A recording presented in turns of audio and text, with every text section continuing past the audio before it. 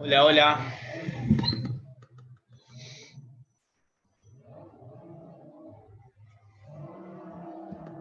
Vamos quedando pocos, ¿eh? Bueno.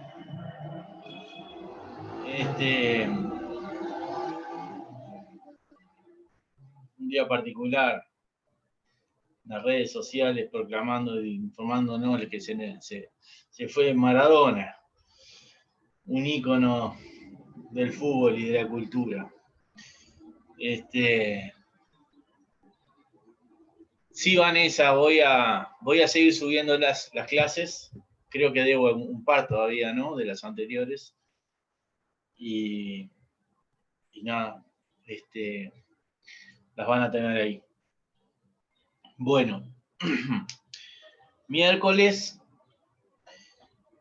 el curso termina la semana que viene, o sea que nos queda esta clase y 2 clases más. Y chao mariposa, dijo uno. Entonces, ¿qué tenemos por delante? Por delante tenemos, ustedes tienen la práctica 5 que terminar el domingo, para lo cual ahora vamos a habilitar un espacio a ver si tienen alguna pregunta. En el día de hoy vamos a hablar sobre riesgos. Me gustaría conversar un poquito, que hablaran un poquito ustedes de riesgo también, ahora ya llegaremos a eso. Las clases del lunes y miércoles vamos a ver cómo acontecen, pero por lo que venimos pensando, vamos a tener una práctica más, que va a ser la práctica 6, la cual prácticamente que se las vamos a estar indicando esa semana. Es una práctica que tiene que ver con el concepto de automatización de procesos, automatización de procesos y autómatas, las dos cosas, ¿no? Por lo que estamos conversando, en principio, la práctica la terminaríamos realizando en la misma clase y los que estén en la clase se llevarían los puntos. ¿Cuáles son los puntos? Los puntos restantes que quedan luego de considerar todos los puntos de las 5 prácticas anteriores. La verdad que no tengo en mente la cuenta, o sea,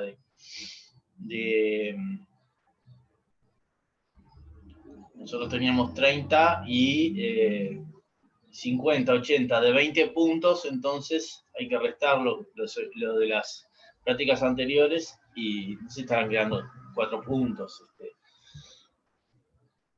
No recuerdo bien. Pero eso es lo que estaríamos asignando al final de todo a la última práctica, que es, como le estoy diciendo, referida al tema. Autómatas, automatización, y el objetivo es tratar de verla en clase, que no hagan, o sea, que ustedes participen, realmente la hagan ustedes, y una vez terminada la clase, me van a pasar los nombres para pasar a la planilla de puntajes. ¿Alguna duda, algún comentario de esto que vengo diciendo?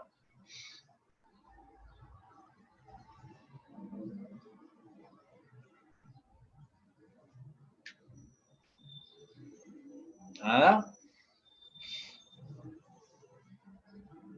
Bueno, de la práctica 5, confirmarles que no hay presentación, o sea que es solamente el video, tal cual lo leímos y lo repetimos en las lecturas anteriores, ¿no? Bueno, a ver, vamos entonces a entrar de lleno al tema riesgo.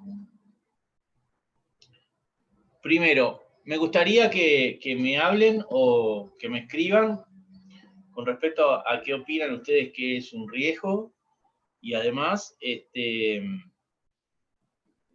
les parece si es relevante en este momento la gestión de riesgos dentro de las organizaciones y qué importancia se le da a nivel de la dirección, qué les parece en ese sentido a nivel de la dirección de las organizaciones. Así que espero que hablen un poquito, o si no, que escriban en el chat. Repito, ¿qué es riesgo para ustedes y qué importancia tiene actualmente la gestión de riesgos dentro de las organizaciones?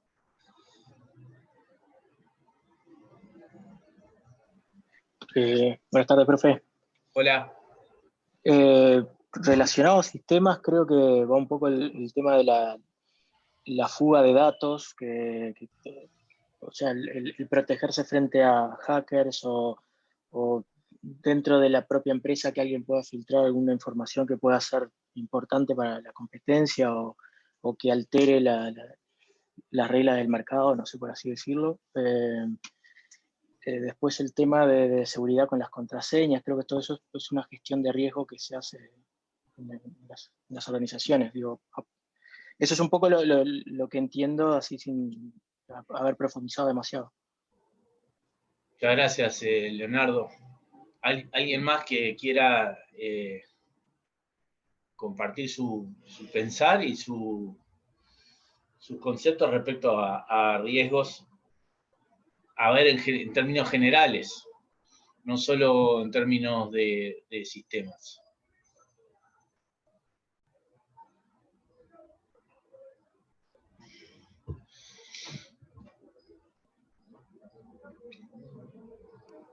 Puede ser la alerta a un peligro. Cuando hay riesgo de derrumbe es porque hay un posible derrumbe. Riesgo de, no sé, lluvias fuertes es porque pueden venir. O sea, un antesala de un peligro o de un accidente.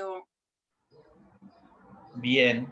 Melanie, te estás refiriendo hacia la definición específica de riesgos. Va por ahí, ya vamos a ver, va por ahí. Está bien.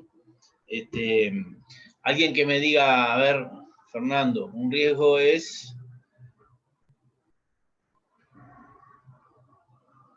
de probabilidad de tener consecuencias negativas de una decisión a tomar. También tener impactos negativos sobre la organización. ¿Qué les parece cómo están actuando las organizaciones con respecto a la gestión de riesgos?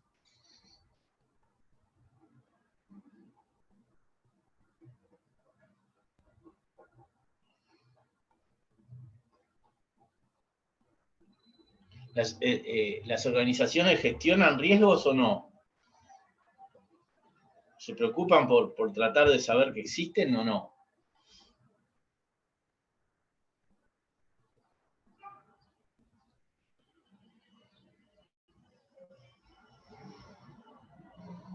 Bueno.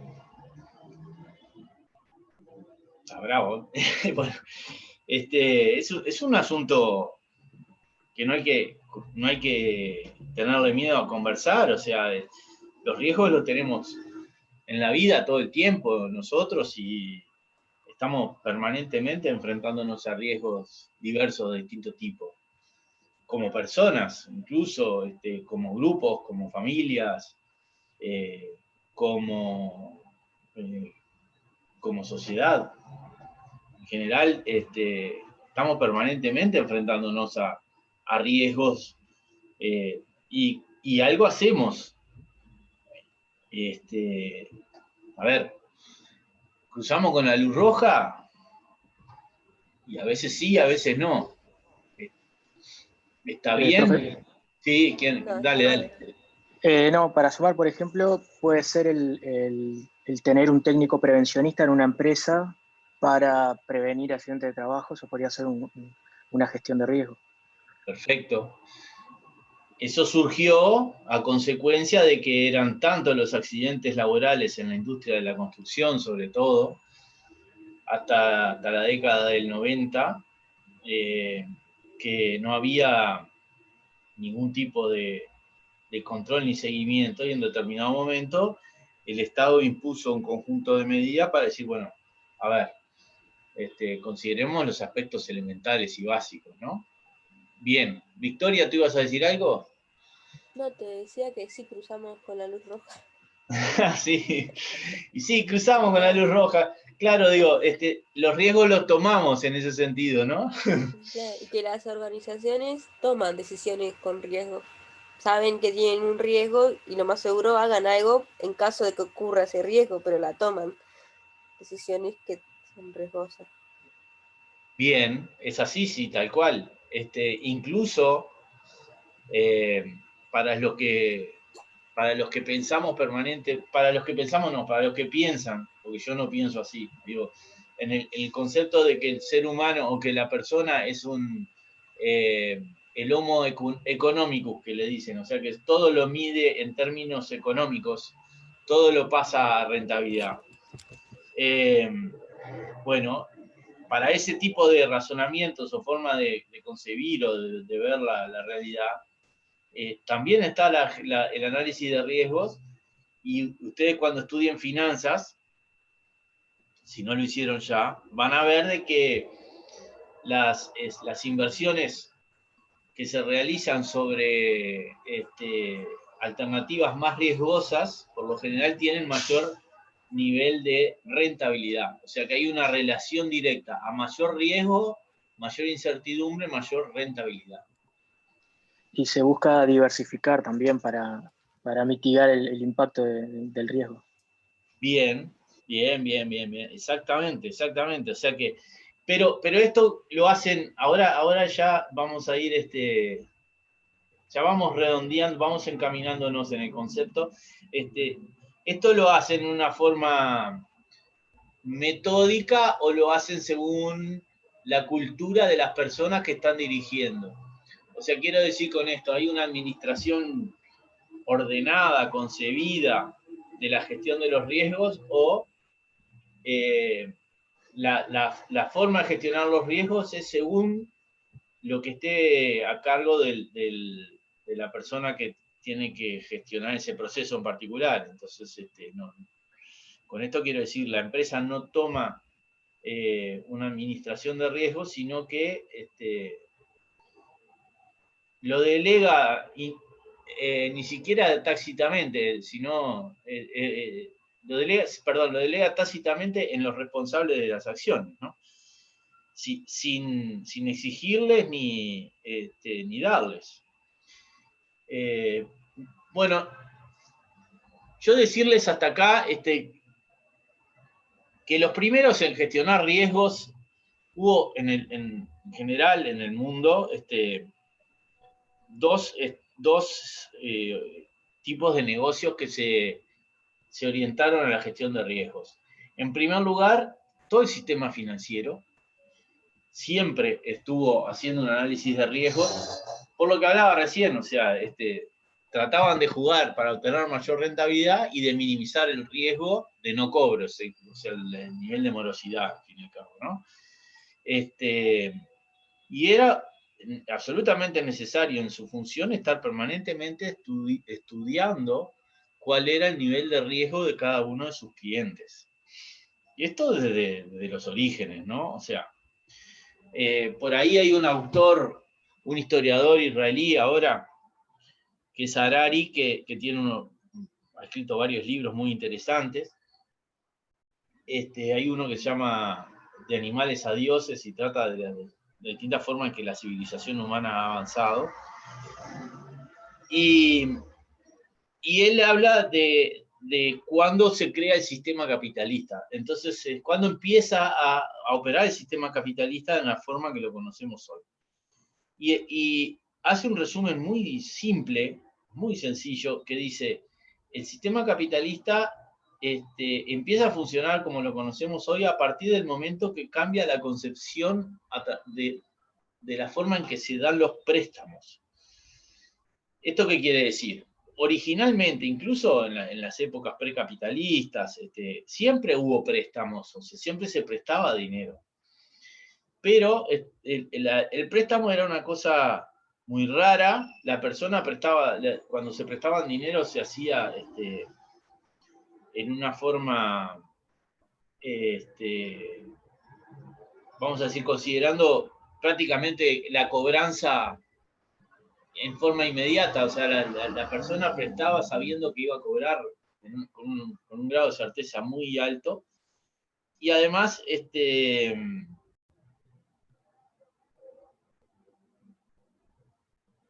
sí, esencialmente era esto, o sea, tenían un grado de certeza muy elevado para la cobranza. ¿Qué pasa?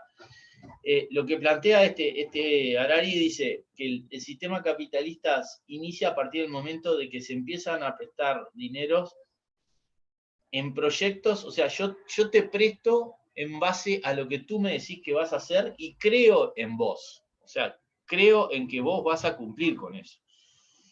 Y hay un cambio cualitativo en ese sentido, ¿no? Y porque eso hace de que se empiecen a mover capitales con un fin de desarrollo que antes los préstamos no tenían ese fin, ¿no?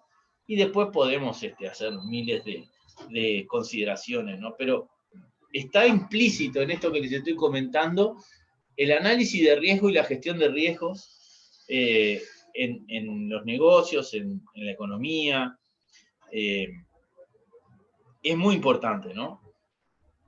Después las otras, por eso es que yo les decía, el sistema financiero es de los primeros que ha estudiado y gestionado los riesgos, si se quiere, en forma metódica.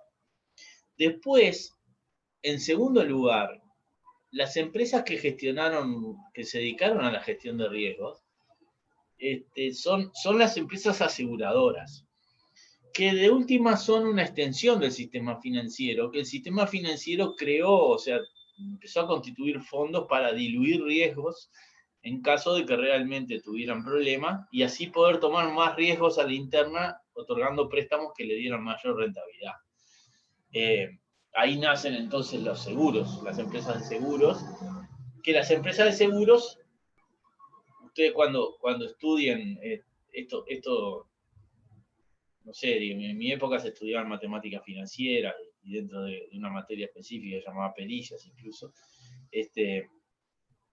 las empresas de seguros lo que hacen es hacer los cálculos de las primas actuariales y las primas de riesgo en base a determinados niveles de probabilidad de ocurrencia de riesgo de determinado hecho, determinado evento, y de acuerdo a eso estipulan un costo estimado y una rentabilidad esperada y de esa forma calculan la prima que le van a cobrar al asegurado.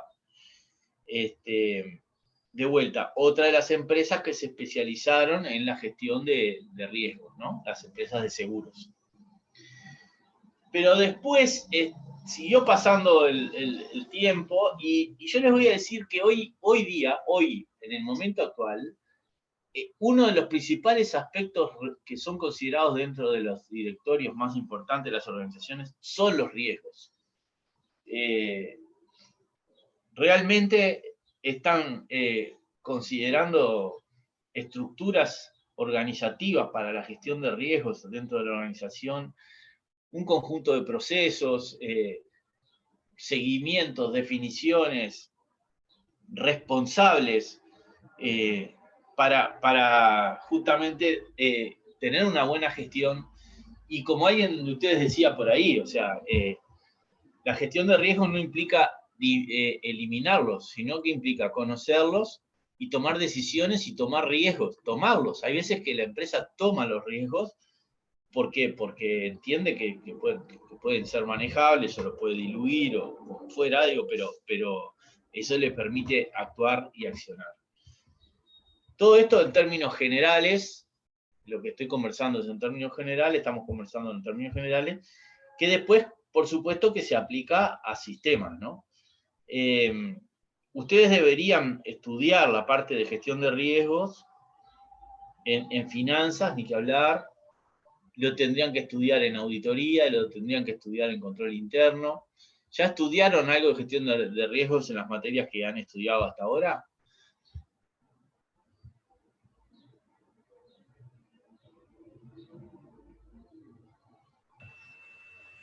Yo no, pero en economía dimos eso que hablabas vos de la rentabilidad. O sea, que lo pasa todo el dinero. Bien. ¿No? Bueno.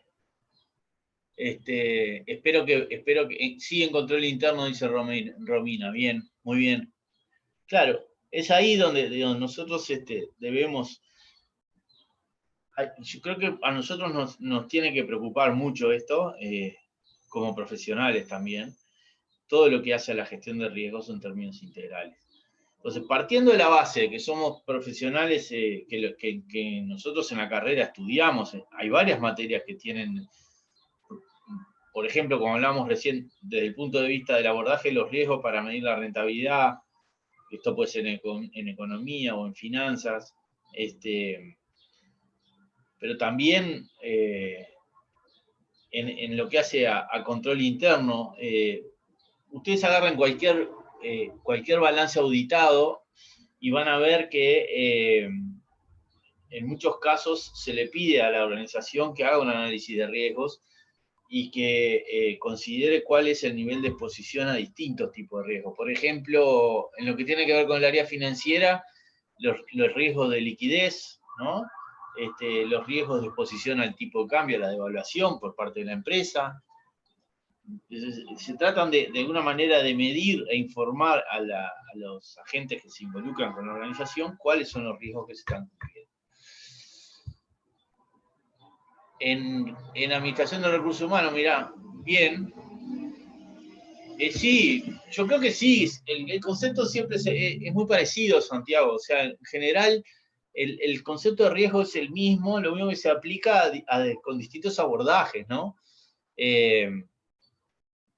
Ahora, a continuación, yo voy a empezar a exponerles un poquito más sobre el material que está, pero en sí, el tema es minimizar o diluir los riesgos, porque al fin y al cabo, cuando ocurre una amenaza,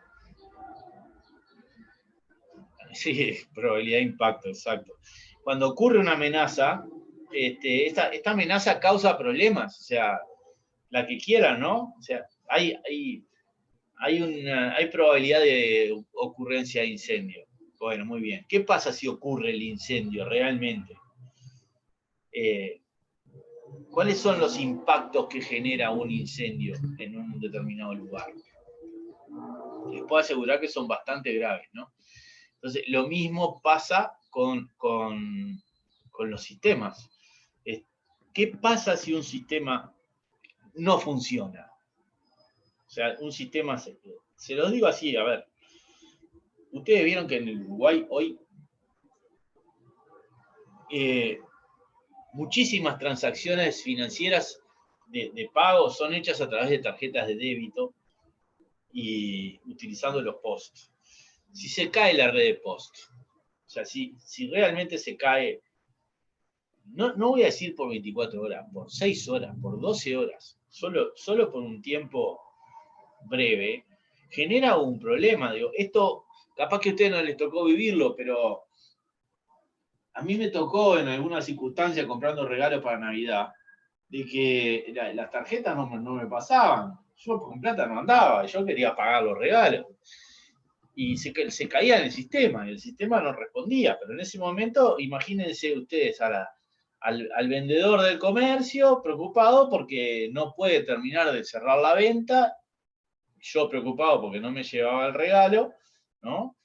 Y sí, y se termina el negocio directamente. Entonces, el problema de la caída de un sistema como eso es gravísimo, ¿no? Hay que realmente dimensionarlo, y es ahí donde nosotros vamos llegando ahora con todo lo que conversamos a cómo tratar de gestionar las situaciones para que esos impactos no sean problemáticos.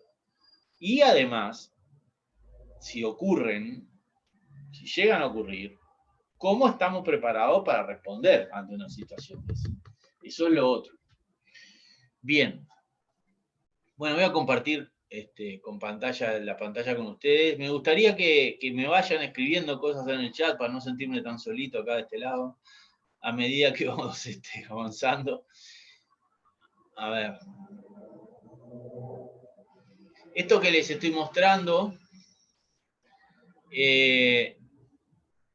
está en el documento Selección de Lecturas 2 En particular, esto hace referencia a un documento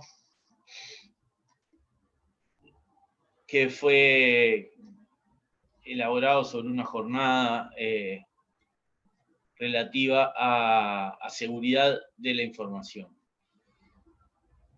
en España, ¿no? El tema es más que nada, el objetivo era tratar de justamente considerar los riesgos para minimizar los problemas de seguridad dentro de la organización. Y hay algunos gráficos que se plantean acá que nos ayudan a entender y hacer una gestión y una administración de los riesgos de alguna manera, ¿no? En primer lugar, acá está el corazón, ¿no? Hay un análisis y una gestión de los riesgos. Primero que nada, si hay una definición explícita de analizarlos y de gestionarlos. Esto que parece básico, no lo es tanto. Hay muchas empresas que no toman la definición explícita de hacer una gestión. No se toman ni siquiera el trabajo de anotar en un Excel cuáles son los principales riesgos a los cuales pueden verse enfrentados, ¿no? Así que lo primero y sustantivo es que la organización tome para sí la idea y la definición de cultura de gestión de riesgos. Eso, en particular vinculado al tema de TI, implica también de que tiene que haber una política de seguridad de TI que tiene que estar implementada para asegurar los riesgos nativos de TI específicamente, ¿no? Hablando de políticas de seguridad, en Uruguay hay una unidad de gestión de riesgos informáticos que está bajo la órbita de AGESIC, que está permanentemente monitoreando los distintos riesgos de seguridad que pueden estar ocurriendo en los distintos niveles y que tiene enlaces con distintos representantes en diversas organizaciones. Entonces, esta unidad tiene una coordinación permanente en la gestión de la seguridad de TI. Como referencia, ¿no? Bueno, esto implica entonces, para poder llevar a cabo esto, implica que hay que organizarse, como dice acá, aspectos organizativos, y después como resultado del análisis de la gestión, se implantan un conjunto de salvaguardas, tratando de reducir los riesgos, mitigarlos, etc. Y por supuesto, como todo elemento de gestión, necesariamente tiene que tener un seguimiento que permita una evaluación y una gestión adecuada. Esto que se llama análisis y gestión de riesgo, que es el cuadradito de acá a la izquierda, fíjense que se detalla acá a la derecha, ¿no?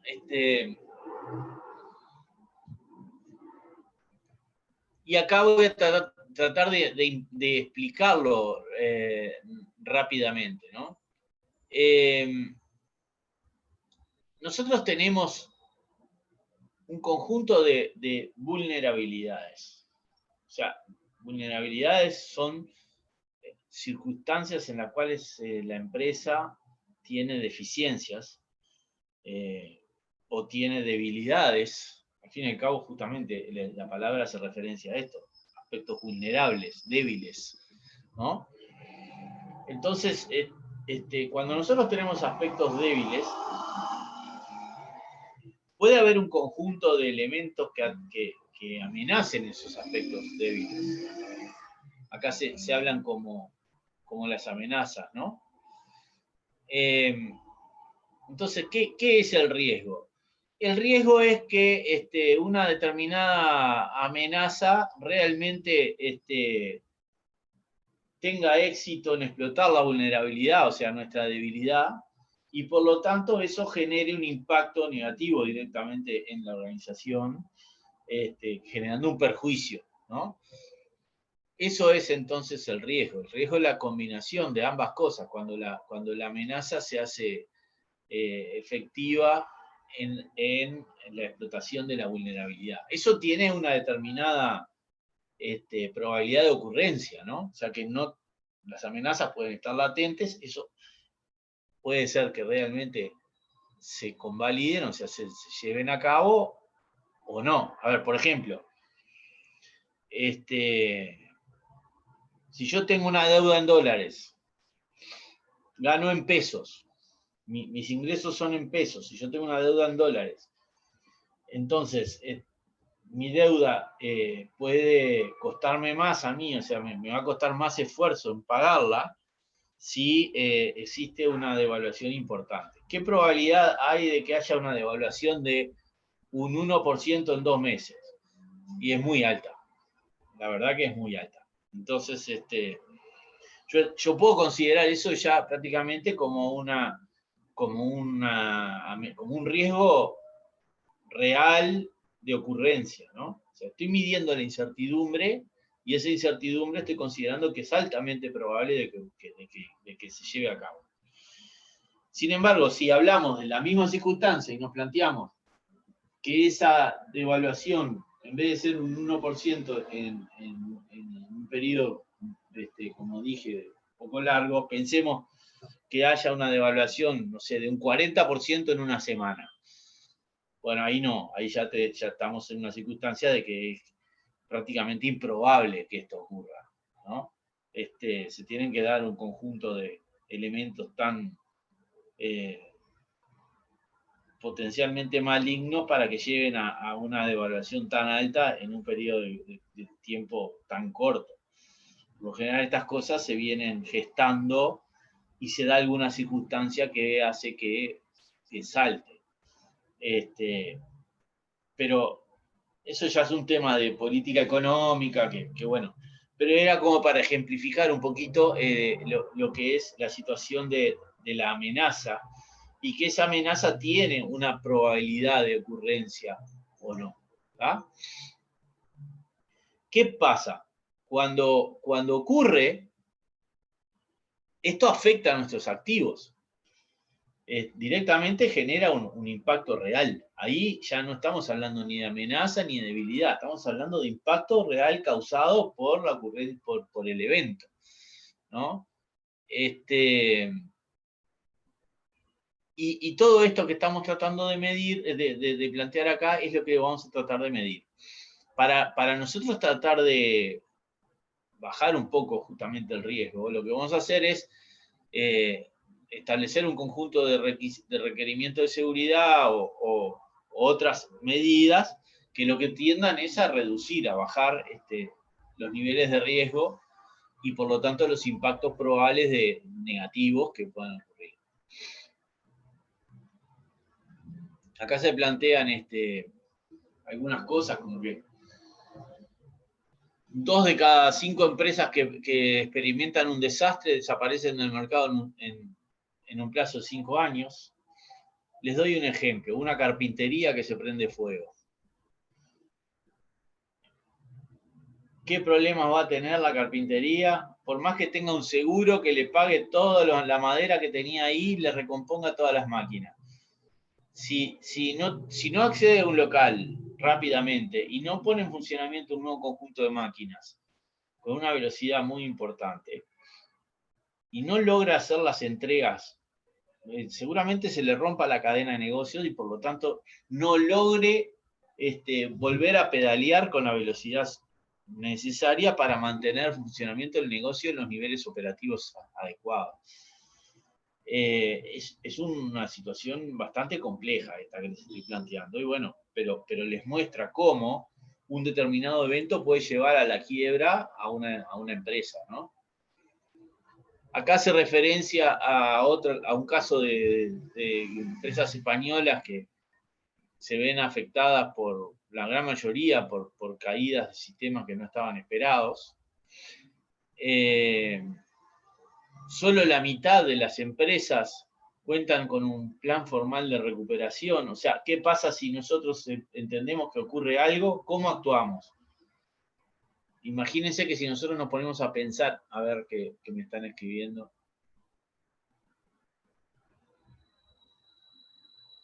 Romina, este material está en el espacio del grupo nuestro. En la selección de lecturas 2.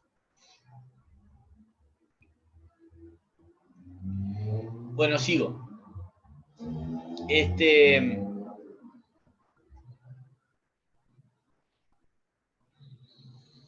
Bien.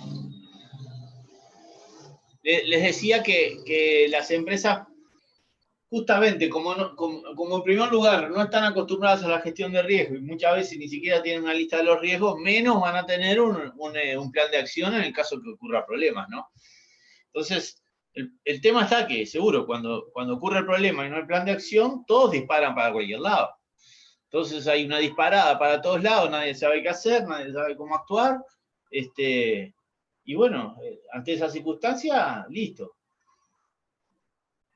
Caos absoluto, ¿no? Las empresas no están preparadas. Hay algunos casos en los cuales esto no es así.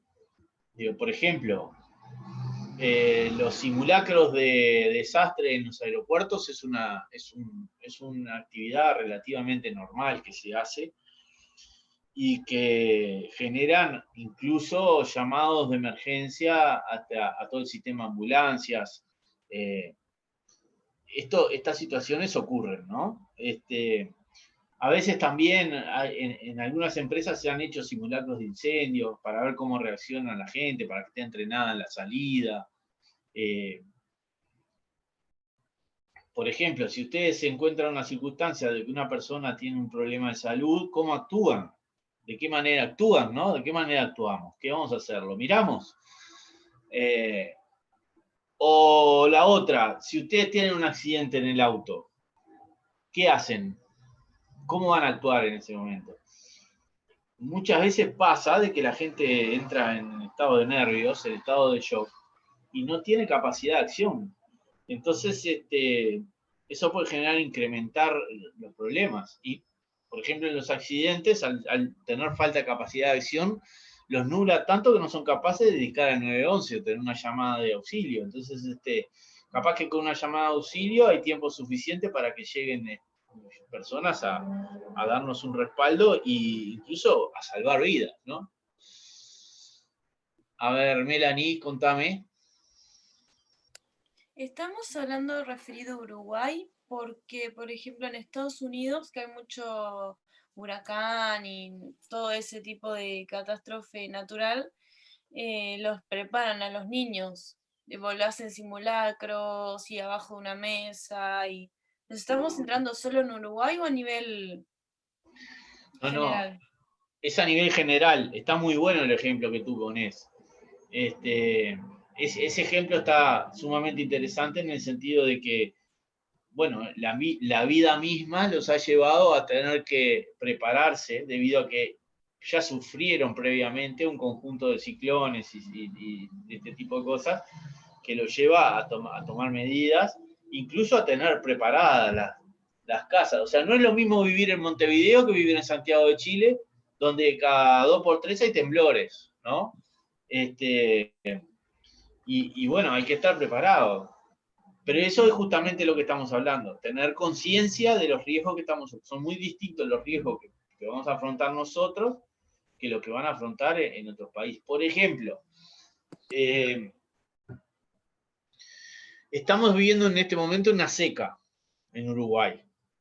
La seca es bastante importante, en algunos lugares es bastante relevante, ¿no? Es muy común en Uruguay escuchar a los productores agropecuarios quejarse de las circunstancias climáticas. O sea, cuando no es la seca es la inundación. Pero siempre se están quejando y siempre están pidiendo apoyo. Por ejemplo, ahora le están pidiendo al gobierno, cosa que el gobierno ya hizo, declarar la emergencia agropecuaria. ¿Y eso qué significa? Eso significa que los productores rurales pueden sacar a pastar a sus animales a la calle, a las carreteras. Entonces, y bueno, y de esa manera por lo menos le dan de comer algo antes que se terminen de morir, ¿no? Y esto es un problema. O sea, porque ¿qué pasa con el productor rural? El productor rural de repente puede partir de la base de que no hay cambio climático, de que el clima no influye, entonces no hay sequías, no hay inundaciones, pero minga, esto es todo el tiempo, inundación y sequía es todo el tiempo, cuando no es la sequía es la inundación. Entonces hay que estar preparado para eso. lo que tienen que hacer los productores rurales es lograr apoyos, lograr capitales de resguardo, no sé, generar colchones determinados que le permita tener un conjunto de alimentos para poder darle a los bichos en el momento que ocurren las circunstancias, ¿no?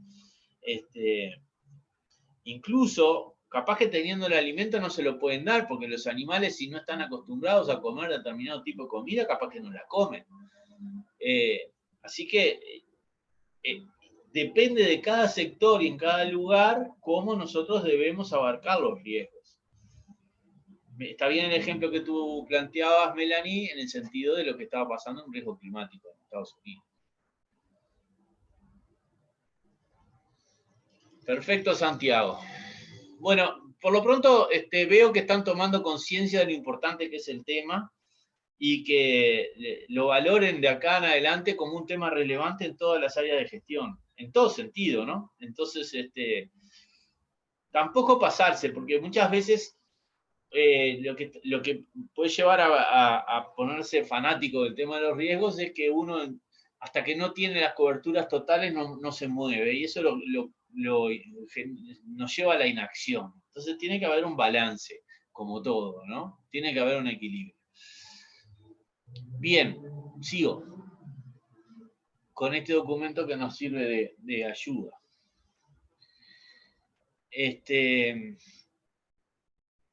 Acá se plantean algunas de las medidas de seguridad relativas a los data centers. Los data centers son los lugares donde están especializados para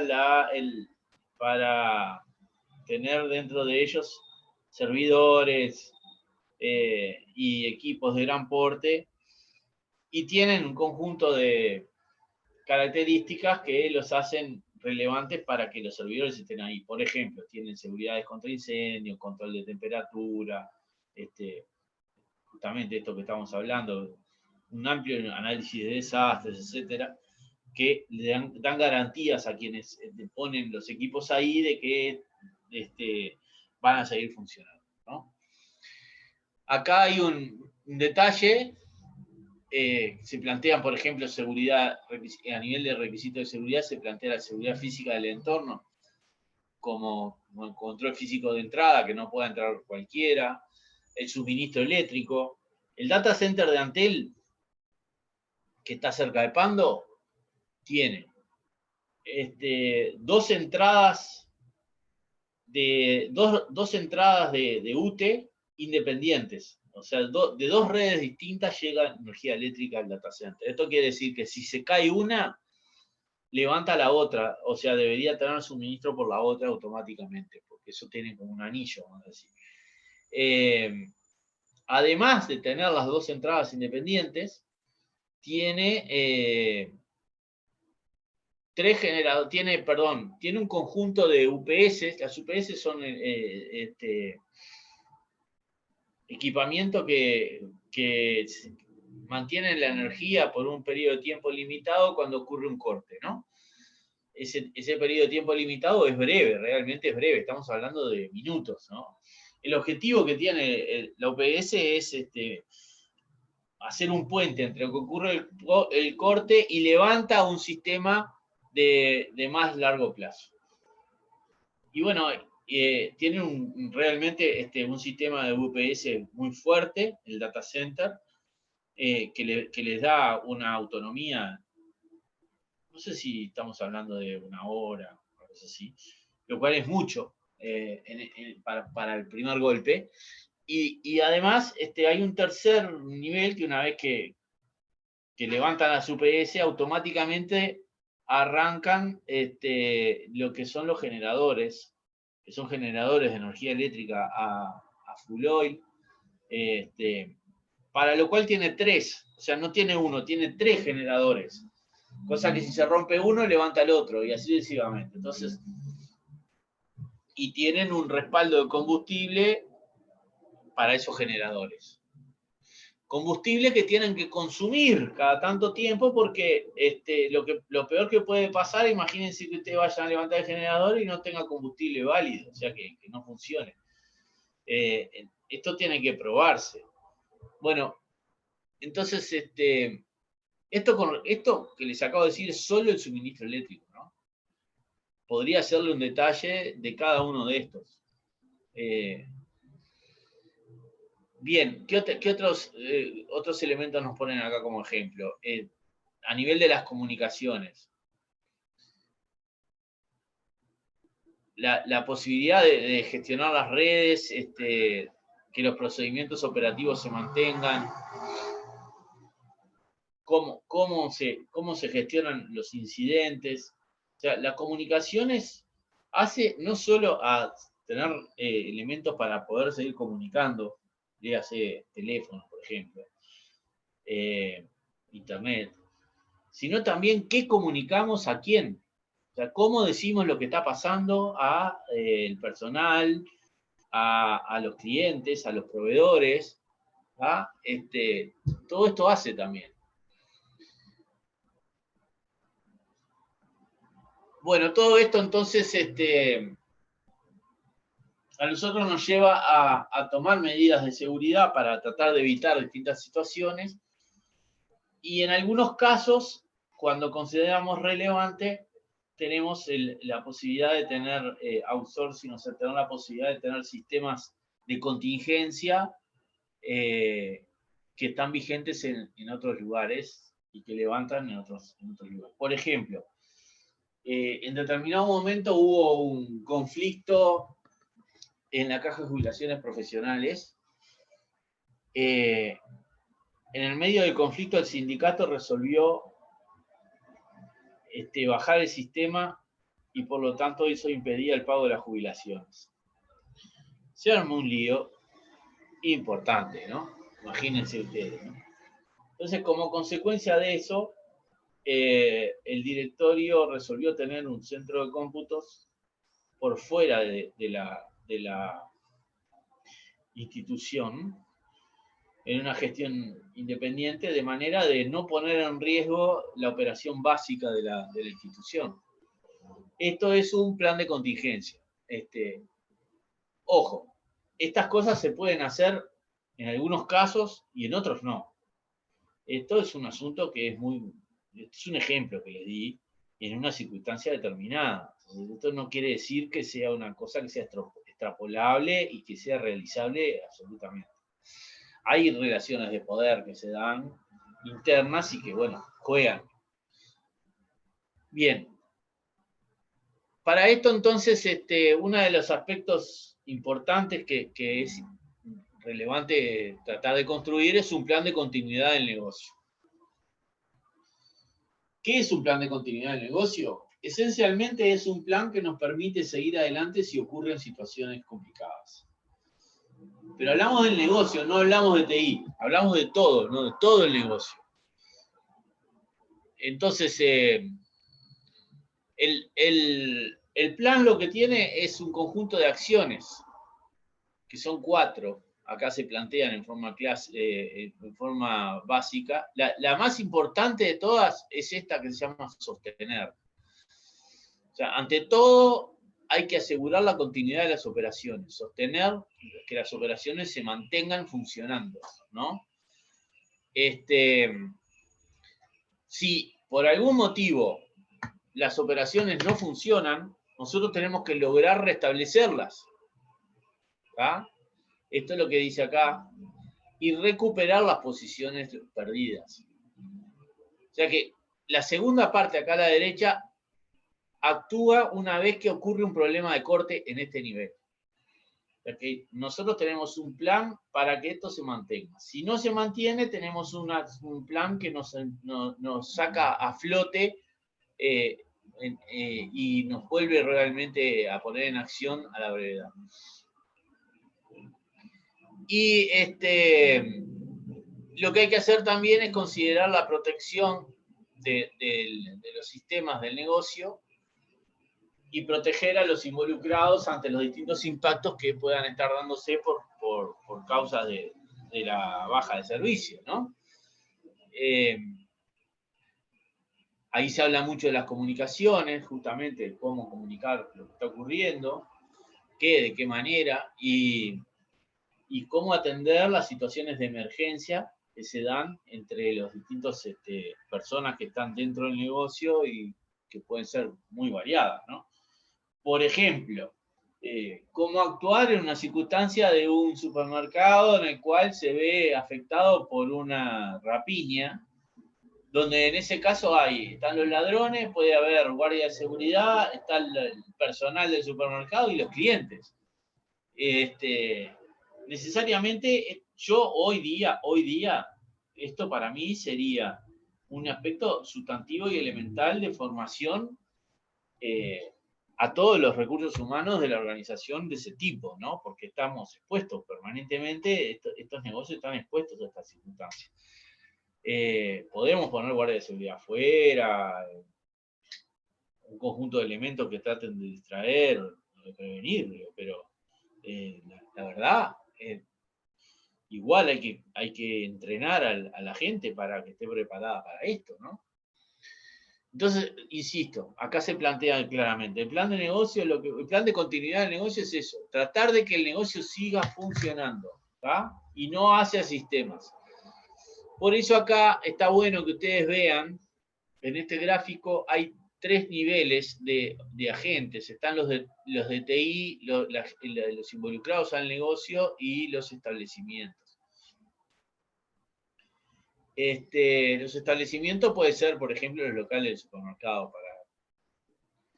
Después, personas vinculadas al negocio, preocupadas por la continuidad de las operaciones, de la recuperación del negocio y de comunicar en la crisis. Estamos hablando de las gerencias, de los jefes, de la dirección, ¿no? Y después hay algunos elementos específicos vinculados a TI, que es cómo responder a un ciberincidente. Un ciberincidente, un ejemplo, es un ataque de negación de dominio. ¿Qué es un ataque de negación de dominio? Imagínense que ustedes tienen un sistema de contabilidad en el cual brindan servicios a clientes, todo por la web. Y en determinado momento, ese servidor se ve atacado por un conjunto de computadoras robots, que han sido zombies, que han sido controladas por los hackers.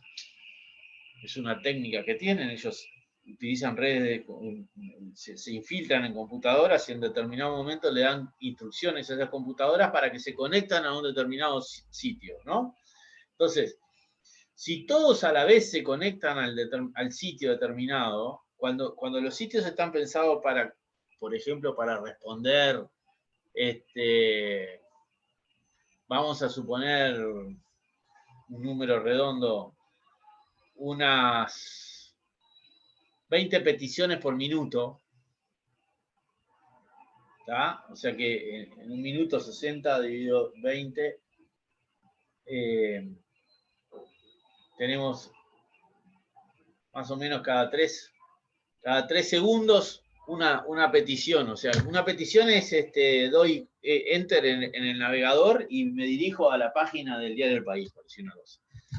¿Ah? Entonces, una cada 3 segundos.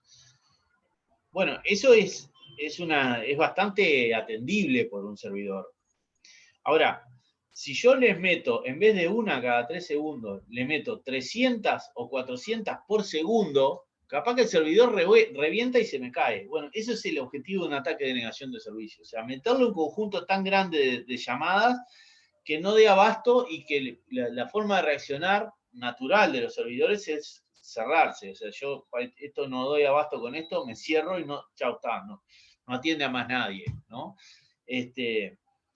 Entonces, acá esto puede ser resuelto justamente esto es un ciberataque, que la empresa tenga a nivel de TI respuestas respecto a los ciberataques y planes con respecto a cómo actuar en un ataque de negación de servicio. Por ejemplo, como les dije, apagando el servidor por 5 minutos y comunicándole a los clientes por 5 minutos no va a haber gestión. Si se puede, ¿no? Hay veces que esto no se puede hacer. El otro plan que involucra a TI es el plan de contingencias, ¿no?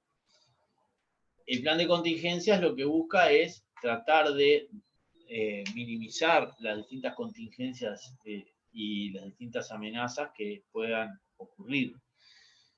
Y por último, un plan de recuperación en el caso de desastre. Sí, a ver, se me rompe el disco duro, entonces directamente ya no puedo contar más con el disco duro ese, o se me prende fuego la máquina, no importa, una cosa que es desastrosa, sí. Entonces, ¿qué hago? Bueno, para empezar tengo que tener una máquina alternativa, o un disco alternativo. Para seguir, en ese disco tengo que empezar a instalar cosas. Primero tengo que instalar el sistema operativo, después tengo que instalar, por ejemplo, la base de datos. Después tengo que instalar las comunicaciones de acceso. Después tengo que instalar los programas que van a ser servidos para afuera. Después los tengo que parametrizar, de acuerdo a las nuevas, a establecer los usuarios. O sea, hay un conjunto de actividades todas juntas que yo tengo que ir haciendo para poder ponerme en acción nuevamente. Más vale que las tenga escritas. Porque una de las cosas que pasa es, por ejemplo, sí, no pasa nada, yo tengo yo tengo el sistema operativo, ahí está ahí, lo puedo instalar. Es poner el disco y se instala. Cuando llega el momento, la máquina que voy a instalar no tiene disco para instalar, porque la máquina nueva no tiene disco. Entonces, ¿de qué me sirve eso? De nada. O supongamos que sí, que tengo la posibilidad de instalarlo porque conseguí un equipo o lo tenía en un pendrive, no sé qué, pero no tengo la contraseña. Entonces, ¿dónde estaba la contraseña? Bueno, como verán, este tipo de detalles hacen a la diferencia, ¿no? Porque estamos hablando de tiempos, de hacerlo rápido. Entonces hay que tener un plan de... quiero que vean, y esto es muy importante, que una cosa es el plan de continuidad de negocio, que es muy grande, y otra cosa son estos planes de contingencia y de recuperación de desastre, que son menores, son subplanes que están contenidos dentro del plan de recuperación de negocio. Pregunta de examen, pregunta de revisión, ¿no? Bien. En este ejemplito que está acá, que dice el plan, qué son los planes, ¿no? Y cuáles son los cometidos, se da una idea de lo que estaba escrito acá arriba en estos otros que están acá, ¿no? 1, 2, 3, 4, 5, 6, 7. Acá están los 7. 1, 2, 3, 4, 5, 6, 7. 7 son estos de acá. Este es el primero. El general. El gris es el general. ¿Está? Por ejemplo, el plan de contingencia dice proporciona procedimientos y capacidades para restaurar aplicaciones críticas o sistemas de soporte general. Se centra en las interrupciones de los sistemas de TI y no en los procesos de negocio. Esto es muy importante porque estamos hablando del plan de contingencia de TI, no de los procesos de negocio. El proceso de negocio involucra a TI, involucra a recursos humanos, involucra a otros recursos como tiempo, como procedimientos, como materias primas, por ejemplo. Involucra a otros elementos. En particular, en este caso se hace referencia al plan de contingencias de TI. Y el otro, el último plan de desastre recovery, proporciona procedimientos detallados e instrucciones técnicas para facilitar la recuperación de las capacidades de un centro alternativo basados en TI. A ver qué me están escribiendo. También se llama ataque de DOS. Sí, Leonardo. Perfecto. Son ataques de negación de sistema, justamente. A ver, esencialmente lo que buscan es saturarte para que no des abasto. Y cuando no das abasto, terminás diciendo, bueno, está, planto bandera. Estamos en lo mismo, ¿no? Bien. Acá se muestra un ejemplo de plan de contingencia. Acuérdense que el plan de contingencia es para TI, ¿no? Primero se identifican los recursos críticos. Esto va de izquierda a derecha. Hay una identificación de recursos críticos. ¿Y esto nace de dónde? De los procesos críticos.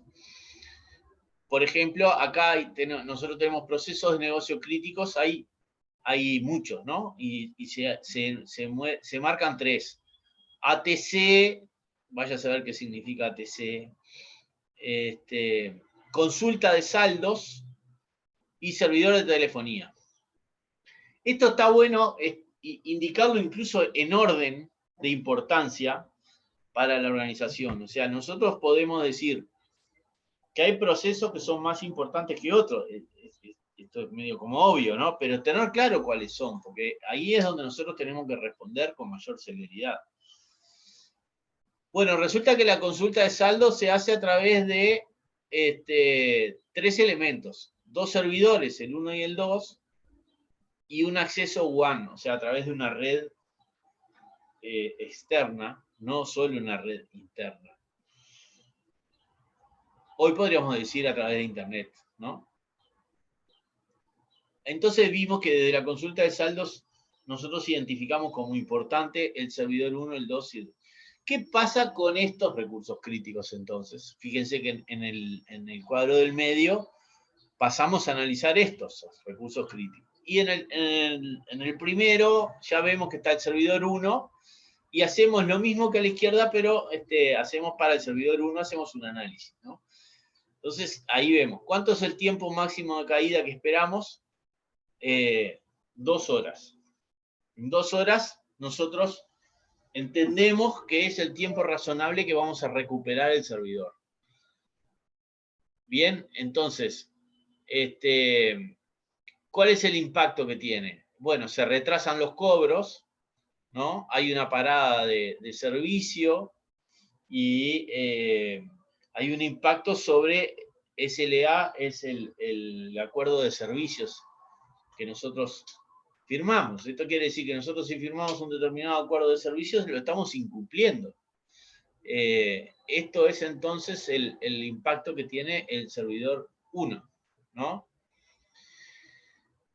Y después a la derecha hacemos como resultado de un análisis, como lo hicimos, esto lo hicimos para la consulta de saldos, pero habría que hacerlo para todos los procesos de negocio, y dentro de cada proceso de negocio para todos los recursos críticos, y así hacer una lista, y terminamos en lo que es el recuadro a la derecha, que dice, bueno, cuáles son los recursos y cuáles son las prioridades de recuperación. Primero hay que levantar el servidor 1, y después el servidor 2, y después la red, y después lo que siga. Entonces, como verán, acá armamos una idea, tenemos una idea básica de cómo o por dónde empezar a actuar, porque si no la tuviéramos, bueno, ¿qué empezamos a levantar? ¿Primero la red de comunicación o el servidor 2? Cuando realmente deberíamos estar pensando en el servidor 1, ¿no? Acá se trata de medir el impacto en términos de plata. Fíjense de que a medida que pasa el tiempo, el costo del impacto, a ver cómo se lee esto. El costo de la parada es mayor, o sea, los impactos que nos significa a medida que nosotros estamos sin servicio son cada vez más altos, ¿no?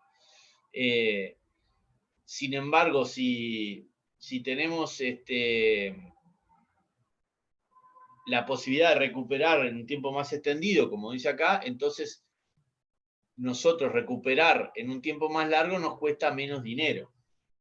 Dicho de otra forma, si yo quiero recuperar el sistema en 2 horas, voy a tener que tener un conjunto de situaciones previas, prearmadas, que me permitan hacer la recuperación en 2 horas.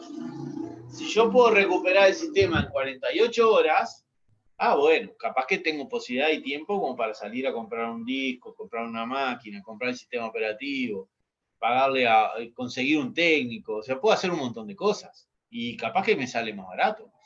Pero eso sí tengo tiempo, ¿no? Eso es lo que trata de decir este gráfico que estamos viendo. Acá se muestran ejemplos de controles preventivos. Esto que está acá es lo que yo les decía, lo que levantan los generadores, ¿no? Estos son para previsión de incendios, que están fuera del data center y largan gas, porque los fuegos eléctricos no pueden ser apagados con agua, ¿no?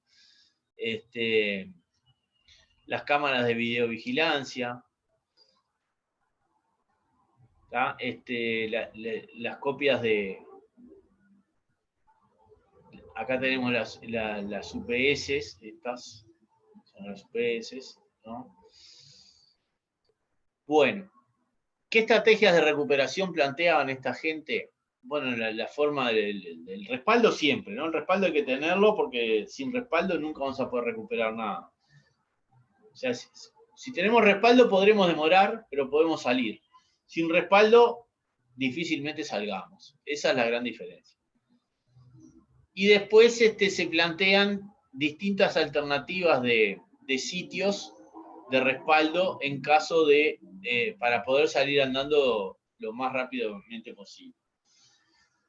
Antes de analizarlas, vuelvo a decirles que es importante que ustedes evalúen cuánto tiempo pueden esperar para que los sistemas levanten. Y si los sistemas pueden esperar 24 horas, no es lo mismo que los sistemas tienen que estar activos rápidamente. El ejemplo que les ponía hoy de los POS, de las tarjetas de crédito, esto significa que el sistema tiene que levantar rápido, muy rápido. Si yo quiero que esto levante muy rápido, evidentemente voy a tener que tener un sitio de contingencia armado para que levante en los tiempos adecuados. Y el sitio de contingencia es esto que se plantea acá, que son los tipos estos que se plantean acá, que van desde sitios con menor capacidad de respuesta, el cold site, a los sitios de alta capacidad de respuesta como el mirror site. ¿Qué es cada uno? El primero de todos no contiene nada, o sea, no contiene equipamiento de TI ni de oficina, y si pasa algo, lo que hay que hacer es que instalar todo de cero. O sea, estoy en esto, no tengo nada, directamente no tengo nada. Si pasa algo, tengo que hacerlo todo. Hay que instalarle el equipo, conseguir el espacio, armar todo, ¿está? Esto es cuando tengo tiempo suficiente para reaccionar de esta manera. Por ejemplo, si yo tengo el sistema de recursos humanos de liquidación de sueldos, yo puedo esperar 10 días. La verdad que puedo esperar 10 días. No tengo problema. O sea, en una situación excepcional, termino emitiendo recibos de vales a mano, le doy plata a la gente y mientras tanto sigo trabajando. O sea que esto podría ser un sistema de respaldo válido para un sistema de ese tipo, ¿no? Bien, el segundo nivel ya, un poquito más, con mayor capacidad de reacción, el warm site, hay algo en un lugar determinado, o sea, localización parcialmente equipada, que se mantiene en operación y preparada para alojar equipamiento, o sea que puede recibir a su vez otros equipos. En muchos casos se utiliza como centro que aloja otro sistema o función y en caso de activación del plan de contingencia acoge a los sistemas de respaldo. O sea que tengo un sistema, una localización, tengo unos sistemas en otro lado y que si llega a pasar algo en el principal, tengo capacidad de mover los sistemas para este lugar y salir a andar. Un tercer nivel, el hot site, es una localización que tiene todo, tiene hardware, software, infraestructura, recursos humanos, tiene todo y está operando todo el tiempo. O sea, realmente es otro sitio.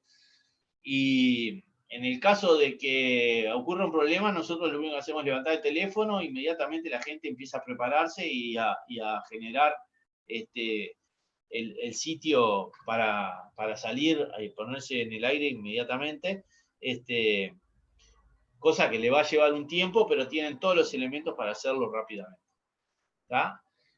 Y por último, el mirrored site, esto es cuando tenemos los sistemas operando en espejo. quiere decir que si hay un problema en un lugar, automáticamente sigue con el otro y nadie se entera de nada que hubo ningún problema. O sea que realmente nosotros estamos procesando doble. No solo doble, sino en dos lugares geográficos totalmente distintos, que uno es respaldo instantáneo del otro, ¿no? Esto es muy importante usarlo en aquellos sistemas que son sustantivos que se mantengan en línea permanentemente. Y muchas veces hay web services y sistemas en la nube que aseguran que tienen un 99,9% de servicio. O sea, dejan un 1%, un 0,1% por las dudas, pero utilizan este tipo de técnicas. O sea que son sitios que están clonados de alguna manera, permanentemente actuando en varios lugares geográficos. Para esto hay tecnologías que capaz que ustedes oyeron hablar, que ayudan, como el tema del blockchain, que puede ayudar a cierto tipo de sistemas a operar en esto. El blockchain lo que hace es habilitar la posibilidad de distribución de almacenamiento de datos en múltiples lugares geográficos distribuidos y duplicados, además. Cosa de que entonces, si se rompe una cadena en algún lado, fácilmente se puede levantar como partes desde otros. Y el paradigma que está planteado por detrás es que, como hay muchos lugares que están dando respaldo, es imposible que se caigan todos a la vez. Y como está duplicado en varias circunstancias, tiene redundancia que permite el mantenimiento permanente funcionando, ¿no? Bueno, algunos elementos que no, como siempre hay que tener presente es, hay que testearlo y simularlo.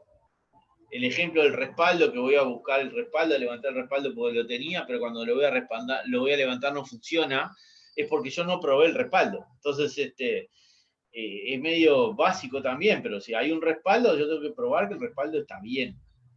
Porque si no, si hay un problema, no puedo levantarlo y ahí estoy en problema. Realmente estoy con una circunstancia grave, ¿no? Esto es entonces el testeo y la simulación del plan. Y después tareas de administración básicas como es el tema de mantenerlo, ¿no? O sea, cada tanto hay que revisarlo, revisar si todo el plan está bien, si hay que agregarle, quitarle, sacarle. Cambian los equipos, cambian las personas, cambian los procesos, evidentemente hay que hacer ajustes.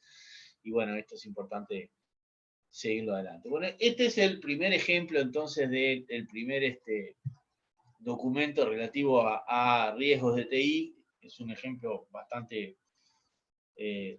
sintético, pero da todos los conceptos, ¿no? Este documento que viene a continuación tiene algunas características un poquito diferentes que abordan el mismo tema, ¿no? Primero, hace una referencia de qué es la información y qué significa asegurar la información, dónde se usa. Esto ya lo vimos, la parte de operación, táctica, estrategia, todo esto ya lo vimos, lo estudiamos en su momento. Acá hace referencia al concepto de seguridad de la información y el de aseguramiento de la información, que no son lo mismo. Esto no es lo mismo la seguridad de la información que asegurar la información, ¿no? ¿Por qué no es lo mismo? Acá dice claramente, ¿no? O sea, la seguridad de la información implica todas las actividades llevadas a cabo por todos los componentes de una organización con el objetivo de evitar el acceso, divulgación, modificación, duplicación, bla, bla, bla, bla, todo esto, ¿no? Y las principales metas de la seguridad de la información son las clásicas, o sea, tener la información integral, disponible, confidencial, adecuadamente.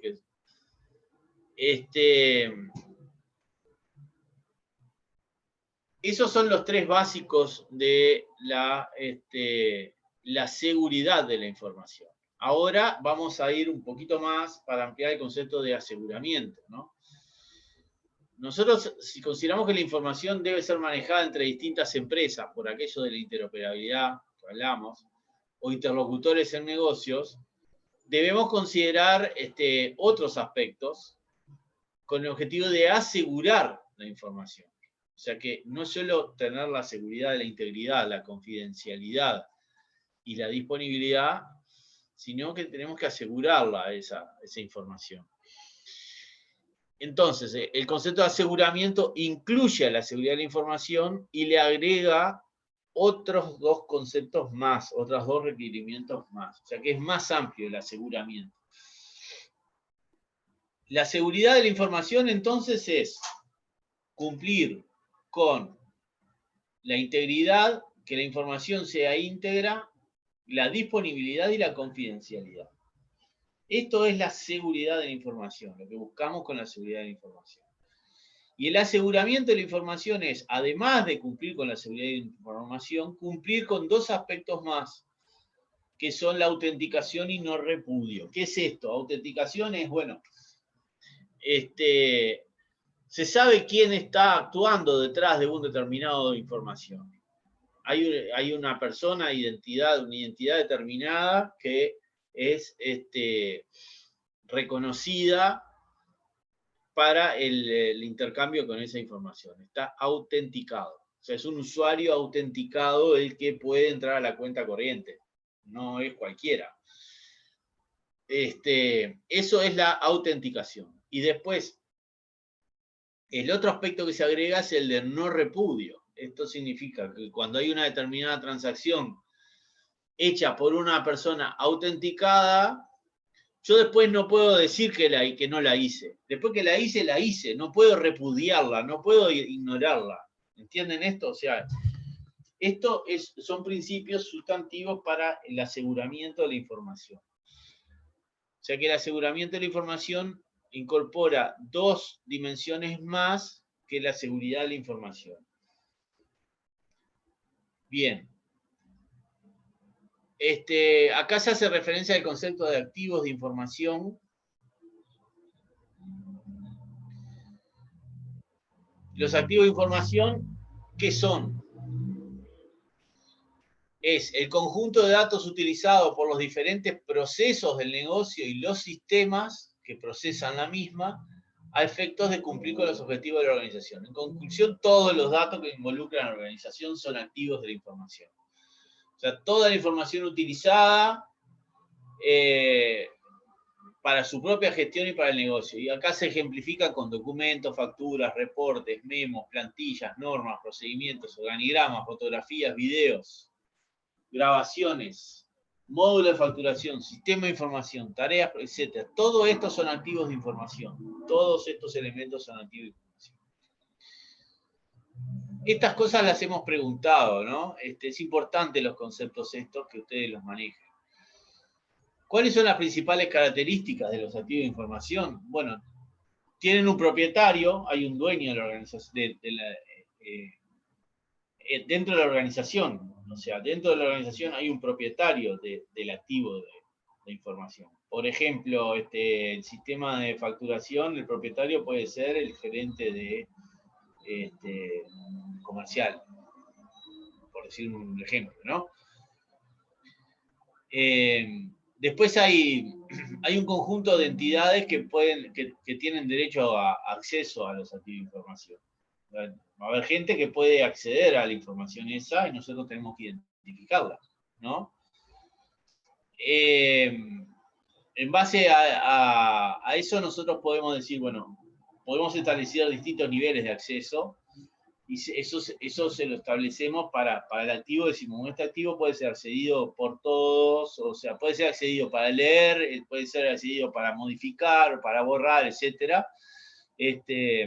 Esto está en el sistema operativo. Ustedes cuando hacen clic derecho sobre un archivo y ven las propiedades de seguridad, van a ver que el archivo puede ser leído, puede tener control total, puede borrar, etcétera, para distintos usuarios. Hay usuarios que pueden hacer todo y otros que no, solo lo pueden leer. Y hay otros que ni siquiera lo pueden ver, ¿no? Porque, por ejemplo, nosotros en el sistema operativo podemos establecer condiciones para que determinadas carpetas sean solo accesibles por algunos usuarios y otros no pueden acceder a la carpeta.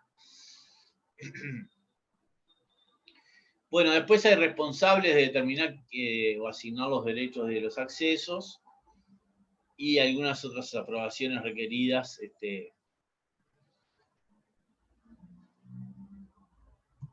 Bien.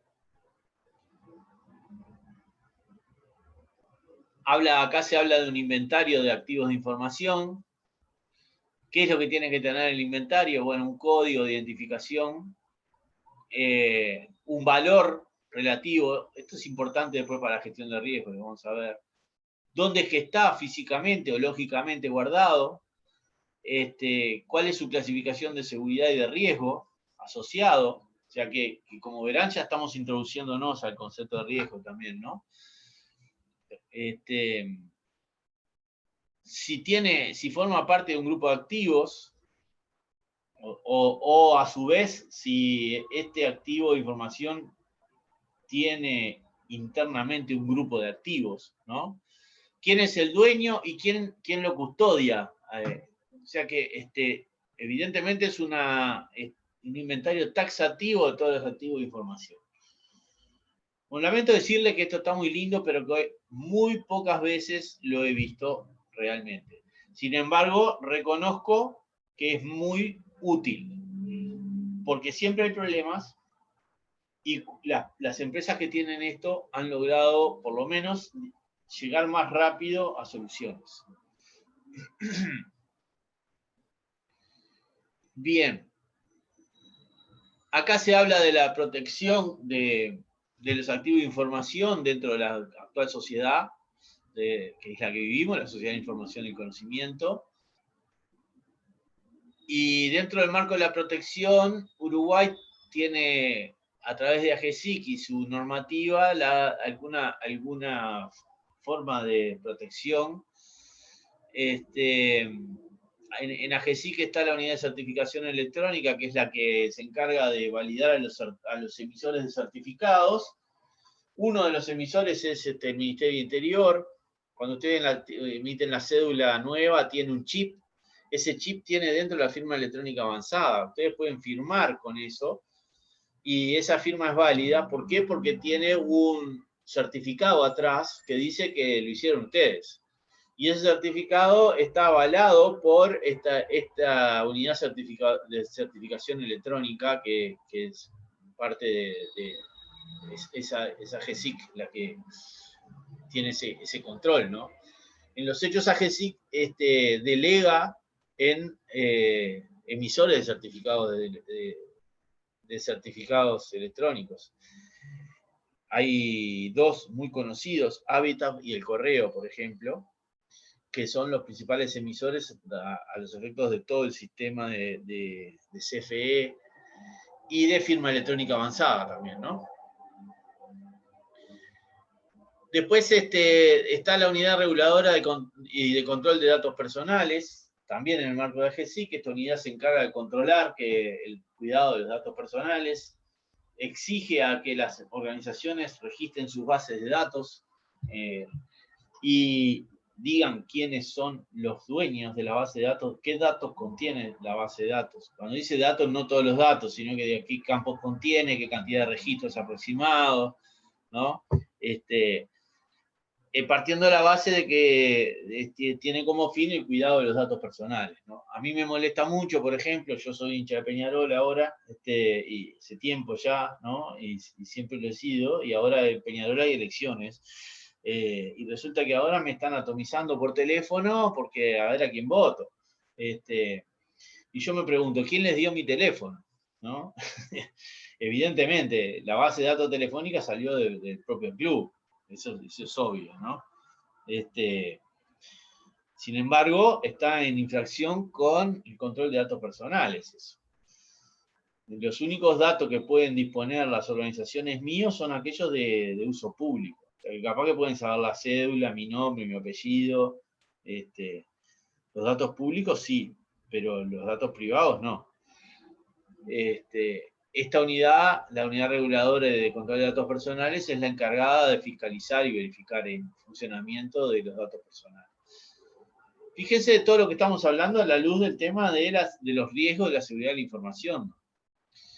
Después tenemos la unidad de acceso a la información pública. Esto es una ley en general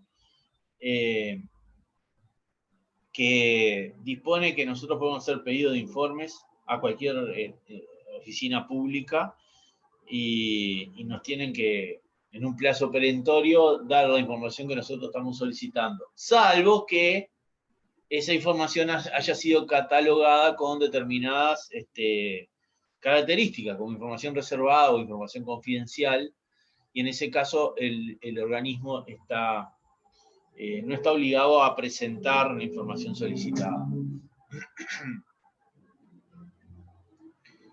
Bien.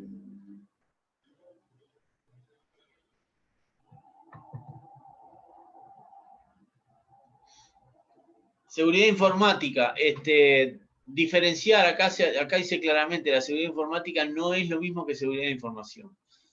No son lo mismo, la seguridad informática y seguridad de información no son lo mismo. La seguridad informática comprende todos los mecanismos y controles implementados sobre las tecnologías de la información con el objetivo de promover finalmente la seguridad o el aseguramiento. Los controles de seguridad informática surgen como respuesta a los riesgos relacionados con las situaciones de seguridad y aseguramiento. O sea que va un poquito más allá y lo que busca es dar respuesta a los riesgos asociados. No es la seguridad de la información, sino que lo que busca es tratar de atender los riesgos que afectan a la seguridad de la información. Bien. ¿Cómo es que se maneja a nivel de las empresas y corporativas la gestión del riesgo de informático, ¿no? Esencialmente, a través de los marcos de referencia y estándares, por ejemplo, un marco de referencia es COBIT. COBIT es usado en el sistema financiero. Acá se muestra un ejemplo de dimensiones de análisis de COBIT. Fíjense que tiene una dimensión de procesos, de recursos de TI y de requerimientos de negocio. Los procesos son los dominios, los procesos, las actividades. Los recursos son las aplicaciones, la información, la infraestructura, las personas. Y los requerimientos son la efectividad, la eficiencia, la confidencialidad, la integridad, la disponibilidad, la confiabilidad. Estos son los requerimientos que tienen. Imagínense que ustedes, si cruzan este cubo, se encuentran un cubito, es tridimensional esto, ¿no? Entonces, para cada cubito ustedes tienen formas de acción. Bueno, un poco lo que dice COBIT. Después, además de COBIT, están las normas estándares, las normas ISO, en particular la norma ISO 27000 hace referencia a un marco de gestión para la seguridad de la información, utilizable en cualquier tipo de organización, tanto sea grande como pequeña. Las normas ISO son muy utilizadas, o sea, el tema de la calidad, las normas ISO, todo esto, pero al fin y al cabo no dejan de ser un conjunto de normas establecidas por un grupo determinado. ¿Se asocian a un estándar? Sí, se asocian a un estándar. Yo creo que tiene más difusión la norma 27000 que el COBIT en el uso de seguridad de información. Bien. Acá hay otras dos, otros tipos de marcos, el LITIL y otra ISO en particular. Después hay un grupo de arquitectura de computadoras que también define marcas y estándares relativos a la seguridad. Y eso no es todo, o sea, hay otras alternativas, porque si ustedes van a Microsoft, van a Oracle, van a Google, van a cualquiera de las grandes, le dicen, bueno, a ver, ¿qué modelo de riesgos o qué marco corporativo usás vos para la gestión del aseguramiento de la información? La respuesta es el mío, el que yo me armé. No es ninguno de estos que estamos viendo acá. O sea que pueden por lo general hay coincidencias, ¿no? O sea, las herramientas, los criterios, la forma de consideración de qué es un activo de información, para qué está, qué es lo que se busca, cómo asegurar, es más o menos similar. Lo que pasa es que cada uno lo adapta según sus necesidades y según su historia y sus características organizacionales. Y ahí es donde vamos a lo que sigue, ¿no? ¿Cuáles son las distintas actividades y roles corporativos respecto al tema de riesgos? Esto es bastante detallado, lo que se explica por acá. La Junta, el gerente de sistema, el oficial de seguridad, auditoría interna, auditoría externa, todos están vinculados. Y después pasamos a la gestión de riesgos en informática, que es un poco vinculado a lo que vimos en el documento anterior. Lo que está bueno acá es esta parte, que es una definición de cada uno de los componentes, ¿no? Vamos a pasarlo rapidito. ¿Qué es una amenaza? Una amenaza es vamos a hablar en términos singulares, a una persona o cosa vista como posible fuente de peligro o catástrofe. Y se dan ejemplos, ¿no? Inundaciones, incendios, robos. Estos son amenazas de peligro, posible fuente de peligro. Vulnerabilidad. Acá bien definida como deficiencia de control, ¿no? ¿Qué es una vulnerabilidad? Es la situación creada por falta de uno o varios controles con la que la amenaza pudiera acaecer y así afectar el entorno informático. ¿Tá? O sea, es una debilidad, al fin y al cabo, que nosotros tenemos. Y acá está definida como deficiencia de control. ¿Qué es un problema o un incidente?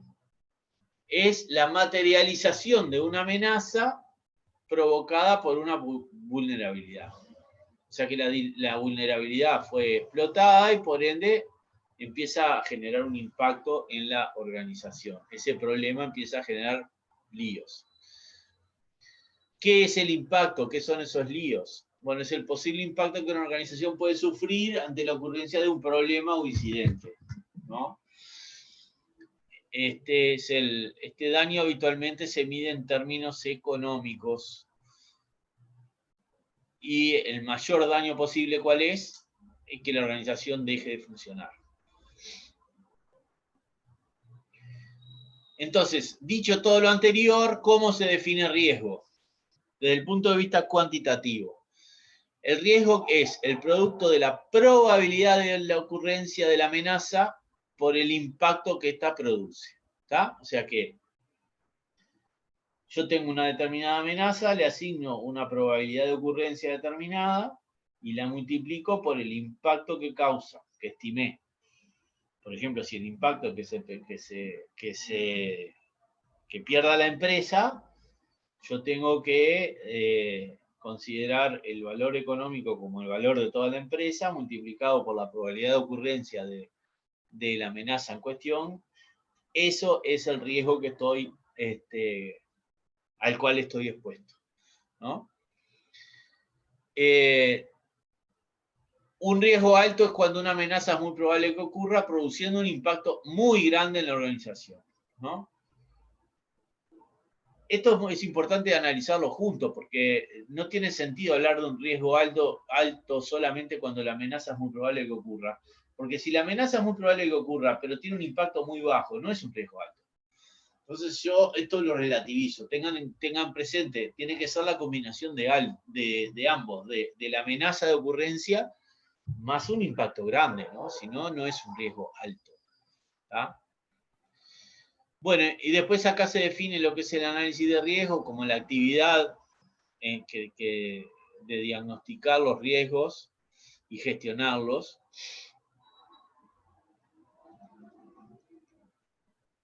¿Y cómo se actúa? Bueno, el ejemplo, el resumen final de cómo actuar respecto a los riesgos se resume en una palabrita que ustedes se harían bien en recordar, que se llama, la palabrita es meta. Meta es como un acrónimo, una forma bueno, uno se acuerda de esto y después se acuerda de qué hacer con los riesgos, ¿no? ¿Qué significa meta? Significa mitigar, evadir o eliminar, como les guste más, transferir y aceptar. Estas son las 4 acciones que podemos tomar respecto a los riesgos. Entonces, cuando ustedes le dicen, ¿qué respuestas vamos a tener respecto a los riesgos de la organización? Meta, acuérdense de meta. ¿Qué es meta? Mitigar, evadir o eliminar, transferir y aceptar. Veamos rápidamente qué es esto. Mitigar es controlar el riesgo, o sea, son actividades tendientes a reducir el impacto o la probabilidad de ocurrencia. Bajo las dos cosas. O sea, yo lo que quiero es reducir el riesgo. Reducir el riesgo. El riesgo. Acuérdense que era riesgo. Riesgo era la probabilidad de ocurrencia de la amenaza por el impacto. Entonces, ¿cómo reduzco riesgo? Reduzco cualquiera de sus componentes. O reduzco la probabilidad de ocurrencia o reduzco el impacto. ¿Ah? Entonces, si puedo reducir el impacto, estoy bajando el costo económico y dejando la probabilidad de ocurrencia como estaba. ¿Cómo hago para disminuir la probabilidad de ocurrencia? Y bueno, de repente pongo elementos que impidan que la amenaza pueda actuar fácilmente, ¿no? Por ejemplo, poniendo un servidor seguro. ¿Ah? Esto hacia la mitigación. Eliminarlo o evadirlo. ¿Cómo se elimina? Si yo elimino la amenaza de riesgo, se termina el riesgo. O sea, puedo tener el impacto económico, pero no voy a tener amenaza. Al no tener amenaza, no tengo riesgo. Ya está. O sea que de vuelta, como es producto, el riesgo es un producto cuantitativo de probabilidad de ocurrencia por impacto. El impacto es mayor que 0, pero la amenaza es 0. Si la amenaza es 0, el riesgo es 0. Eliminado el riesgo. Listo. Después, otra de las acciones que puedo tomar es transferir el riesgo, compartirlo. El ejemplo clásico de riesgo transferido es cuando yo contrato un seguro. Entonces, lo que estoy haciendo es aceptando que voy a tener un riesgo con un determinado impacto. Si eso ocurre, yo transfiero el impacto al asegurador. En este caso acá, por ejemplo, se sugiere una transferencia indirecta. Esto es que haya actividades que en vez de hacerlas nosotros, se las transferimos a un proveedor. Hoy hablábamos de la construcción. En algunos casos, hay algunas actividades que determinadas empresas constructoras no hacen. Por ejemplo, actividades en altura, y lo que hacen es contratar a empresas que están especializadas en actividades en altura. Ellos en eso se lavan las manos y están transfiriendo todos los riesgos asociados a la empresa proveedora. Y por último, la última acción es aceptarlo. Aceptarlo se dice, bueno, yo tomo el riesgo, ya está, si ocurre, lo pago. Este ejemplo, el ejemplo de aceptar los riesgos, el mejor ejemplo es el de las tarjetas de crédito y la clonación de tarjetas de crédito para los cajeros automáticos. A los bancos les conviene más pagarle, devolverle la plata que le robaron a una persona que le clonaron la tarjeta y resarcirla con un pesito más, que tomar medidas de seguridad que afecten a todas las tarjetas de todos los usuarios, porque los costos son mucho más altos que si yo devuelvo la plata de algunos casos que se dan. Entonces, ese es el caso que yo tomo el riesgo y lo acepto. A mí me conviene más autoasegurarme bien hacer. Esa sería la definición ideal, ¿no? Acá se plantea que habitualmente el riesgo residual es tratado es el que nosotros aceptamos. Bueno, todo esto se resume en una matriz, que es la matriz de gestión de riesgos, que es la ideal a construir a los efectos de poder hacer una buena administración de los riesgos. ¿Qué tiene esta matriz? La matriz tiene, por un lado, un conjunto de amenazas, como verán acá, con todas las amenazas posibles, la probabilidad de ocurrencia de la amenaza, Acuérdense que el riesgo era probabilidad por impacto, ¿no? O sea, acá tenemos los impactos en cada uno de los distintos, acá está subdividido, ¿no? Pero tenemos el impacto del incendio en los servidores, el impacto del incendio en las terminales, el impacto del incendio en la personal. Entonces, acá llegamos sumamos el riesgo total como la probabilidad de ocurrencia por el impacto asociado, ¿no? Acá tenemos 10 más 5 son 15, más 70 son 85, 85 más 1, 86, más 20, más 40 son 126. El 0 ese, no sé de dónde apareció, pero no importa. 1260, eso está multiplicado por un 0 a la derecha. Bien. Eso sería el riesgo total. Después se agrega ahí una columna más, que es el porcentaje de efectividad de control, o sea, la mitigación de riesgos. Si nosotros introducimos medidas de mitigación, ¿no?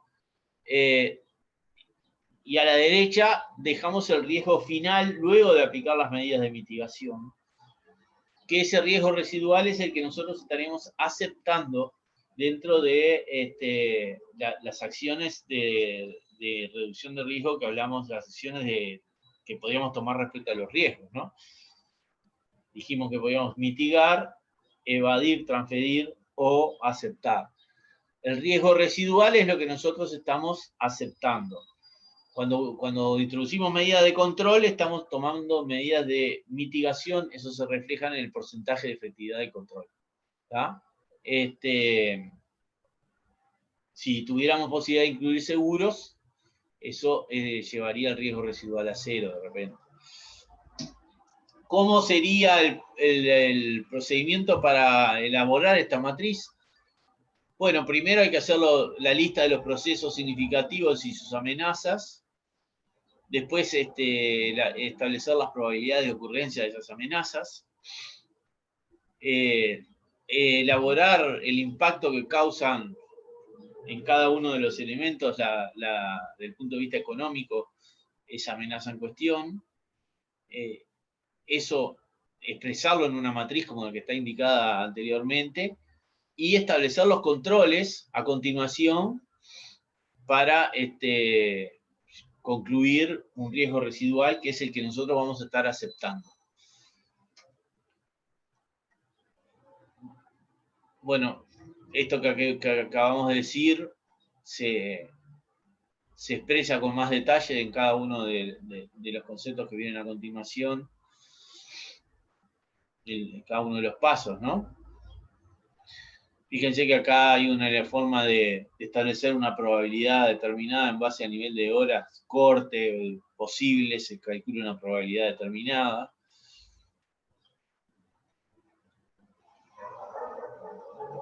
Acá se hace un gráfico donde se mide el impacto en las ordenadas y la probabilidad de ocurrencia, y se muestran en cada uno de estos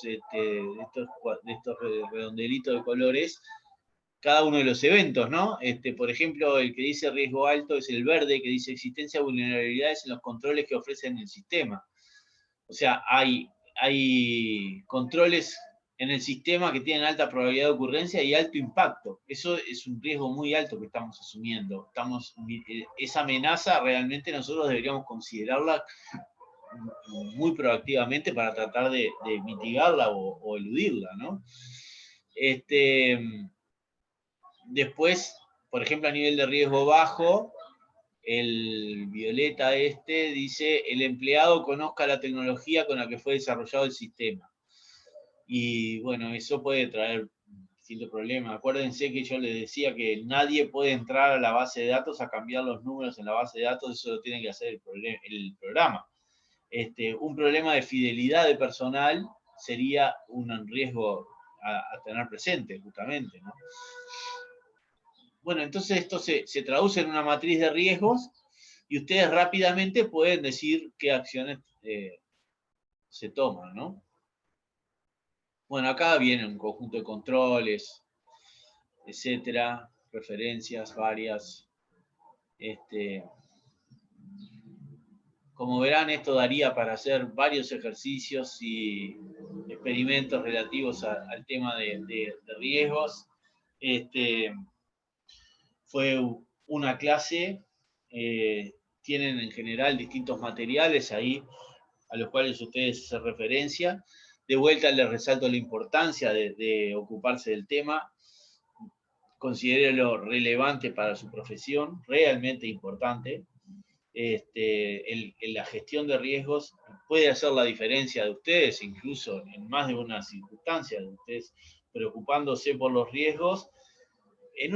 O sea, hay que considerarlo desde el punto de vista crítico, con una visión crítica y objetiva, no con el fin de destruir, sino con el fin de asegurar el funcionamiento organizacional. Que pueden, si ustedes ponen mucho énfasis, pueden decir, acá viene de vuelta a romper los cocos con los riesgos, no sé qué, ¿viste? ¿Para qué? Si no va a pasar nada.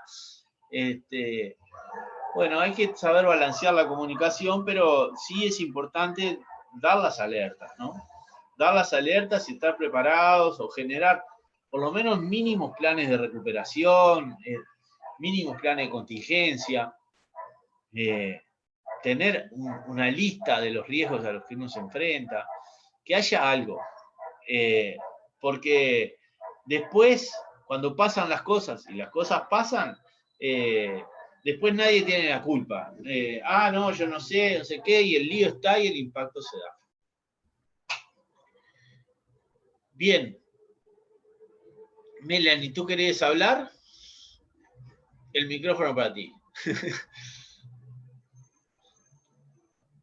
¿O esa levantaste la mano hoy?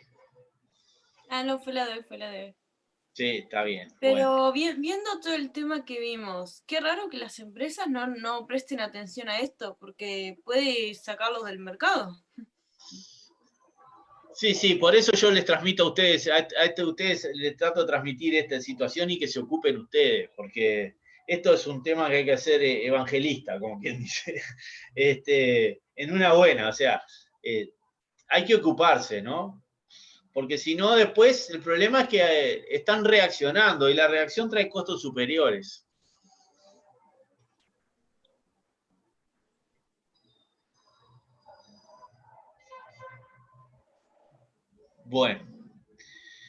Bueno, bien, muchachos, por acá fue el tema hoy. Nos quedan entonces 2 clases ya. Espero que puedan terminar la práctica 5 sin ningún inconveniente. Y nos vemos el lunes. Chao.